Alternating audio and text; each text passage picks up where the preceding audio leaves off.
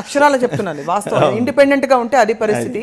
పైగా ఇందులో ఒక లైన్ తీసుకోవడంలో కొంత నిజాయితీ కూడా ఉంది సార్ ఇప్పుడున్న పరిస్థితుల్లో. బికాజ్ లైన్ తీసుకొని వాళ్ళందరూ సో కాల్డ్ న్యూట్రల్ పీపుల్ అందరూ, నేను పేర్లు పెట్టట్లేదు, వాళ్ళు ఎక్కడ అధికారం ఉండి హవా ఎటు వీస్తే అటు కొంత మొగ్గు చూపడం, మళ్ళీ మారిపోవడం రాత్రికి రాత్రి. దీనివల్ల ఎంత ఒత్తిడి సార్, అసలు పనిచేసే వాళ్ళకి ఒత్తిడి, ప్రజలకి ఒత్తిడి, ఏది వాస్తవం ఏది భ్రమ. అంటే ఇవన్నీ జరుగుతూనే ఉంటాయి. ఆలింది గేమ్ అనుకోవటం, మన పని మనం చేసుకుంటాం. ఇప్పుడు ప్రధానంగా ఏంటంటే వీటన్నిటిని మించి మనం గిల్టీ కాన్షియస్ తోటి ఉండకూడదని నేను నమ్ముతాను. మనం తప్పు చేస్తున్నాం అపరాధ భావంతో లేకుండా మనం ఏం చేసినా తప్పు లేదు. మనం ఎవరి మీద ద్వేషంతోటో పగతోటో వార్తలు రాయటం, వార్తలు ఇవ్వటం, లేదా కామెంట్ చేయటం చేయకూడదు.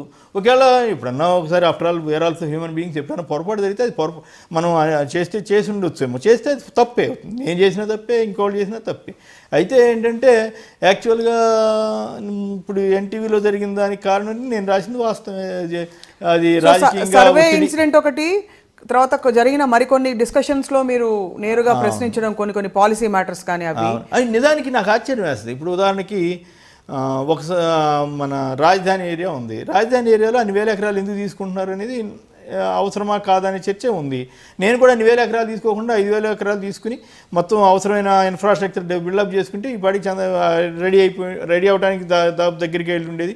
చంద్రబాబు గారికి కూడా మంచి పేరు వచ్చేదని నేను అనేక సందర్భాల్లో టీవీలో చెప్పాను. అయితే అట్ ది సేమ్ టైం ఆ తర్వాత ప్యాకేజీ మీద చాలా తర్జన భర్జన జరిగిన తర్వాత వచ్చిన ప్యాకేజీ వరకు బాగుందని కూడా నేను కూడా చెప్పాను. స్వయంగా ప్యాకేజీ వరకు బాగానే ఉంది, రైతులకు మరీ నష్టం జరగట్లేదు అనేటువంటి అభిప్రాయం. అయితే అంతకుముందు జరిగిన దాన్ని మాత్రం కన్సిడరేషన్లో తీసుకుంటున్నారు, దీంట్లో తీసుకోవట్లేదు. ఉదాహరణకి ఇంకోటి, మన వనజాక్షి గారి మీద దాడి అప్పుడు చర్చ నడిపాను, అది తప్పు అని చెప్పాం. కానీ ఇసుకని ఫ్రీ చేసినప్పుడు మంచి పని చేశారని చెప్పాం. సో ఇప్పుడు పాయింట్ ఏంటంటే మంచి చేసిన దాన్నేమో వాళ్ళకి ఫీడ్బ్యాక్ వెళ్ళదు, వాళ్ళకి చూసే టైం ఉండదు కదా ముఖ్యమంత్రి స్థాయిలో ఉన్న వాళ్ళకి, లేదా ఇంకా తెలుగుదేశం ప్రముఖులకి. వీళ్ళంతా కొంతమందిని పెట్టుకుని ఫీడ్బ్యాక్ తీసుకుంటూ ఉంటారు. వాళ్ళు బహుశా నేను అనుకోవటం మంచిగా ఏదైనా మాట్లాడితే పట్టించుకోరు, క్రిటికల్ కామెంట్ చేసి మాత్రం వాళ్ళ దృష్టికి తీసుకెళ్ళటం, వాళ్ళకు నా మీద కోపం వచ్చేలాగా కావాలని తీసుకెళ్లే పరిస్థితులు ఉంటాయి. కొంత వాళ్ళు ఆలోచించాలి, అంటే నిజంగా వాళ్ళకి నేరుగా ఉన్న ప్రశ్నలు ఉంటే వాళ్ళు. తర్వాత ఒక సందర్భంలో అయితే ఒకటి జరిగింది, ముఖ్యమంత్రి గారు అప్పుడు ఒక లంచ్ ఏదో ఇచ్చారు సీనియర్ జర్నలిస్టులు అందరూ. ఇచ్చినప్పుడు వారు ఒక సందర్భంలో మీరు మారరా అన్నారు. నాతోటి మాట్లాడితే ఏం మారాలని, నేను అబద్ధం చెప్పానా, మోసం చేశానా, తప్పు చేస్తాను, ఏది చేసినా సరే మీకు క్షమాపణ చెప్పి మరీ మారుతాను, నాకేం అభ్యంతరం లేదంటే ఆయన మీరు మారలే అంటే వెళ్ళిపోయారు. అక్కడి నుంచి మళ్ళీ మీటింగ్ జరుగుతూ ఉంది.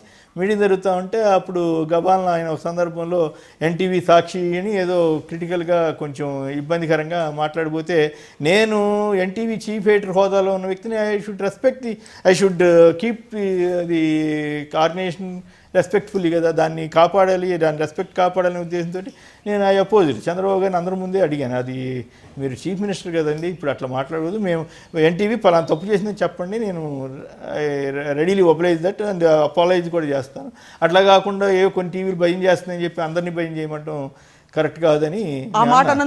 అది బహుశా తర్వాత ఏమోలే చీఫ్ మినిస్టర్ కదా, ఇప్పుడు అదే అపోజిషన్లో ఉంటే ఎవరు పట్టించుకోరు, కానీ చీఫ్ మినిస్టర్కి ఒక ఈగో ఉంటుంది కదా, అది ఏమన్నా కొంచెం హర్ట్ చేశానేమో నేను కూడా ఫీల్ అయ్యాను. కానీ బట్ నేనైతే తప్పు మాట్లాడింది అయితే కాదు. మీరు మీ సంస్థ అంతే ప్రతినిధిగా చెప్పారు.